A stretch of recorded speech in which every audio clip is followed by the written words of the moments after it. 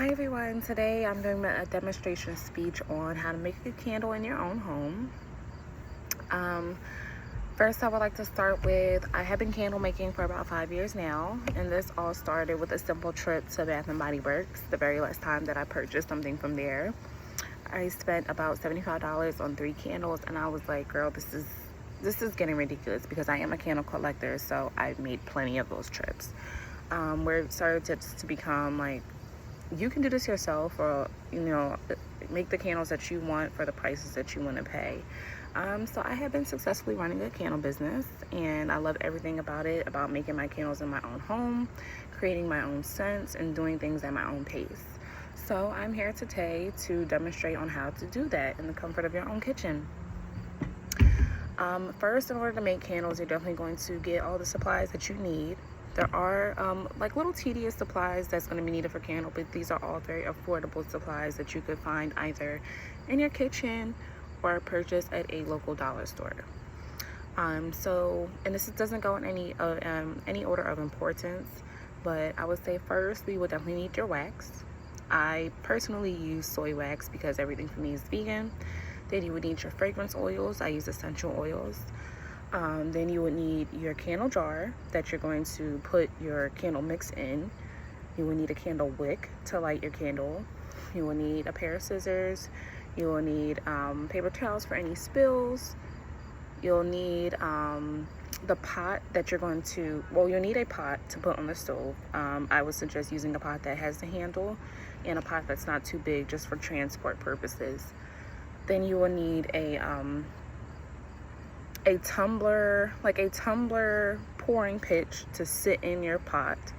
You will need super glue to glue your wick into your candle, and then I recommend using measuring cups and a thermometer. So now I will go in order of importance on the steps of creating the candle. First, you will want to put boiling water on a stove. I would say put it on about medium. While your water is boiling, you're going to get your candle jar, clean it out just to, make sure everything is efficient, ready to be used. And then immediately glue your wick into that candle jar. Now while that is sitting and drying, at this point, your water should be hot enough to put your wax in. So you're going to put your wax into your tumbler jar, and you're going to put that tumbler jar into your boiling water. Now, as you do that, you're going to notice the wax is going to begin to melt. And you're going to wait until that wax melts completely to where it's a liquid. There's no more solid. You shouldn't see clumps of it or anything in there. So, while you already have your candle jar with the wick sitting in there, and at this point your wax is completely melted. At that point, you're going to want to measure out your oil. Measuring in candle making is super important because accuracy is important for a good resulting candle. So, measure your oil fragrance that you're going to use for your wax. Pour that into your wax, and while it's hot, you're going to give it a nice stir to make sure that the fragrance distributes evenly throughout your wax. So as that's happening, I recommend turning your heater off, and at that point you're going to use your thermometer to measure how hot your wax is.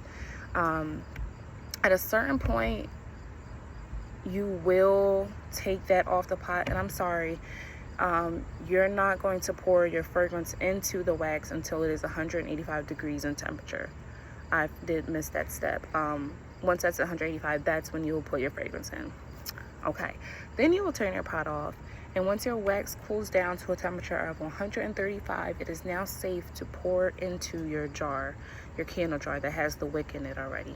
So as that's sitting on your flat surface, everything needs to be on a flat surface for accuracy and neatness.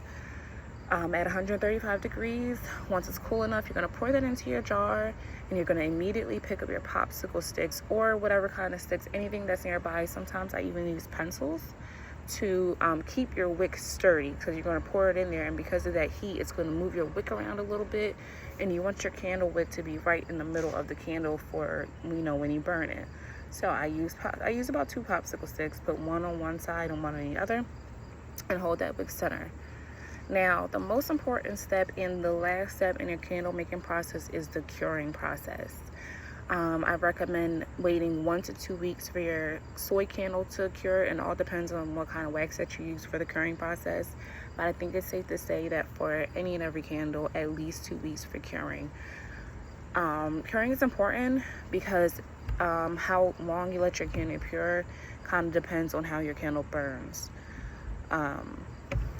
So you now have a candle that's made and ready to be burned or sold.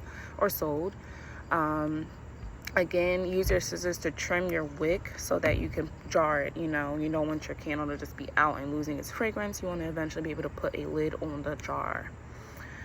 So now that you have all your steps in order on how to make a candle, which is basically gathering your materials, putting it all together, pouring it into your jar, and letting it cure, we now have a successful candle made to burn and have your house smelling wonderful.